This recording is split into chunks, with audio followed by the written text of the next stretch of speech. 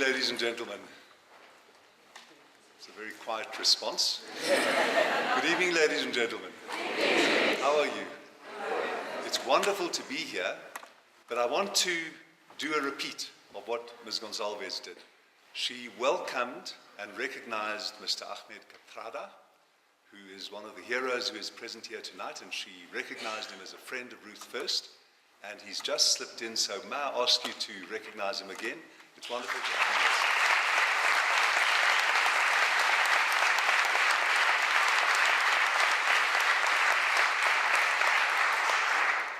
with us. Ladies and gentlemen, I want to start with these remarkable young people on the stage with us tonight, all of whom are becoming recipients tonight of the Ruth First Scholarship. And I'm very proud to be on stage with them, and I'm very proud to be on stage with them at such an institution of excellence, which itself teaches us all what a school should be, what a school striving for perfection, for training young girls, for schooling them in the best of our country and the best of academic attainment and scholarship and focus. So I'm very, very pleased to be here. But I've got to deal with one of them. And it's Natasha, sitting there, smiling, second from the right. She's sitting next to Mandisa.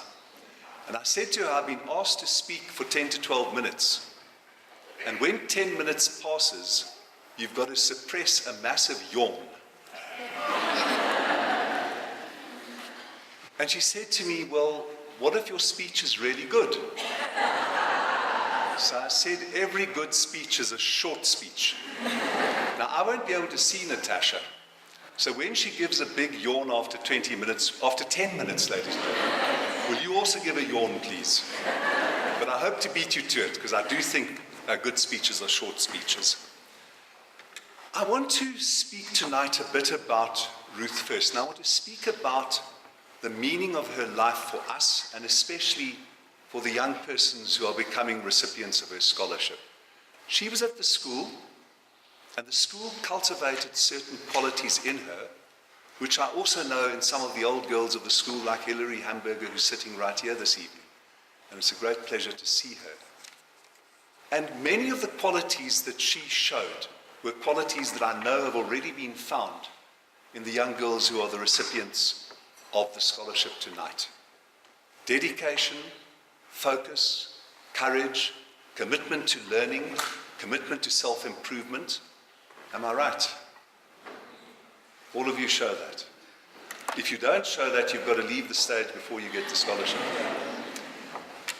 But the one thing I want to reflect on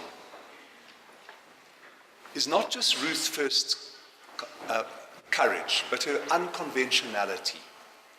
She took a stand against the grain.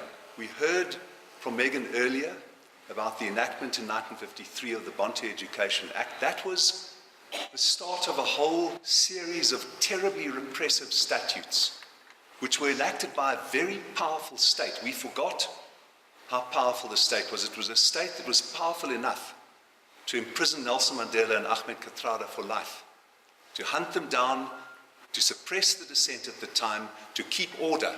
A terrible order it was. But that was a very powerful state. And what did Ruth First do? She took a stand against it.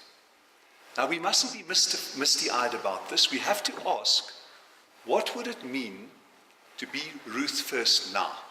And I want to ask each of the scholarship recipients tonight, what would it mean to be unconventionally courageous in our country today? Would it mean taking up issues of inequality, issues of corruption?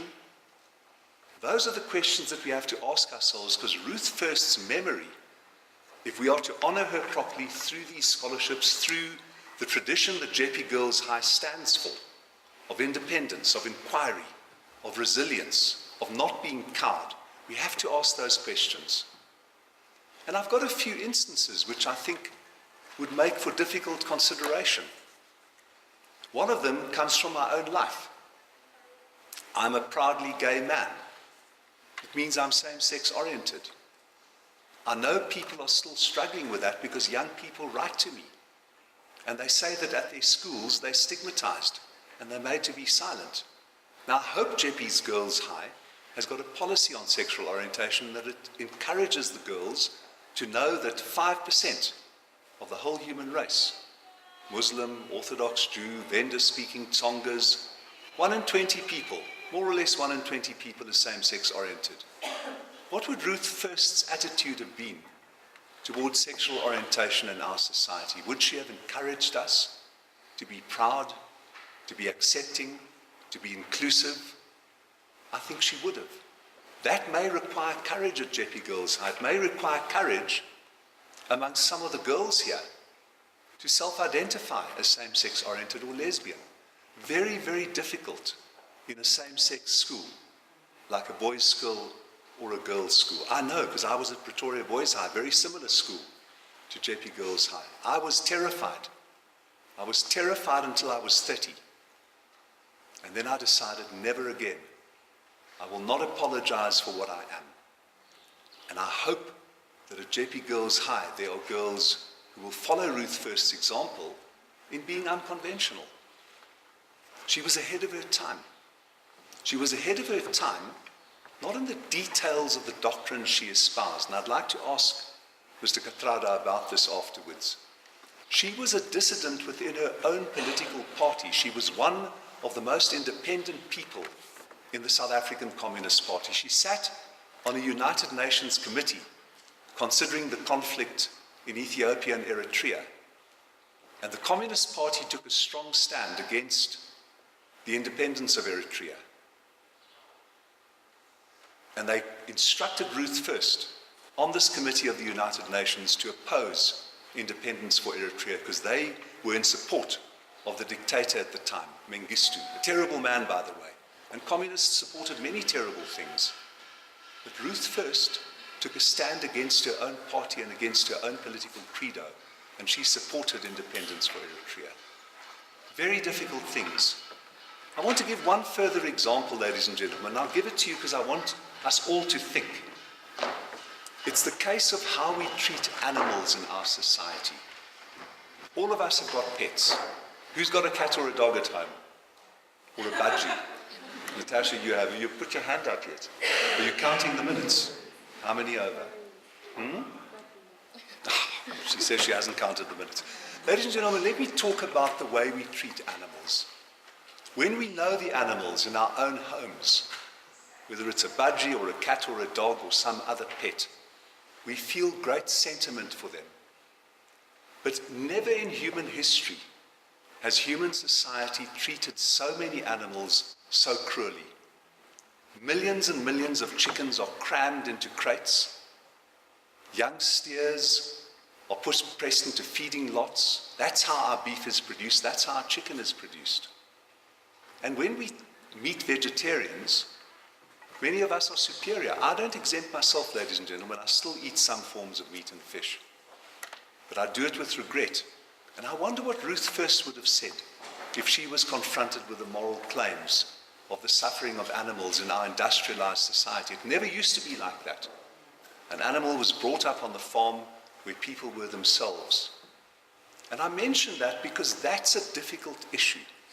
I think people will look back in 50 years and they will say, how could human beings have ate battery chickens? How could they eat young steers, young cattle who were kept in stalls, young sows who were kept where they couldn't even move? That's how much of the pork that we eat is produced. And it's a difficult issue, ladies and gentlemen, because it makes us uncomfortable. It makes us think about what we're doing now. And that is what Ruth First did. She made South Africans, white South Africans, uncomfortable about what they were doing then. And that task never stops. That task continues in 2014 and 2015 and the future in our South Africa. Let us pay a tribute to Ruth First by asking ourselves every day, what does courageous challenge to conventionality require of us today? Thank you so much.